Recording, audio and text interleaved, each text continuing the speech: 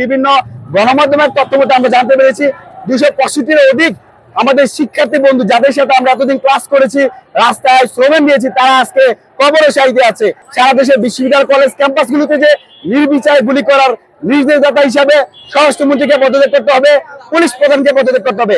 একই সাথে আমরা বলতে চাই, শিক্ষার্থীদের নিরাপত্তা দিতে ব্যর্থ হয় শিক্ষামন্ত্রীকে পদত্যাগ করতে হবে।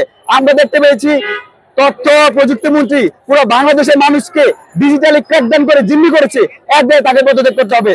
পাশাপাশি আমরা দেখতে পেয়েছি তথ্য এবং সম্প্রচার মন্ত্রী এআর রহমান, তিনি আন্তর্জাতিক গণমাধ্যমে আন্দোলনকারী শিক্ষার্থী এবং আমার যে ভাইরা শহীদ হয়েছে তাদেরকে ড্রাগ এডিক্টেড বলেছে। এই ঘটনা আমরা তীব্র নিন্দা জানাই। একই সাথে তার এই বক্তব্যের জন্য তারও প্রতিরোধ করতে হবে।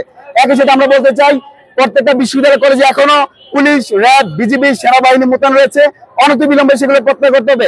দেখুন, ক্যাম্পাসের ভিতরে পুলিশ আর ক্যাম্পাসে যে বাসযোগ্য স্থান, সেই শিক্ষার্থীরা আজকে আমরা ক্যাম্পাসে ঢুকতে পারছি না। এইভাবে একটা পরিবেশ চলতে পারে না।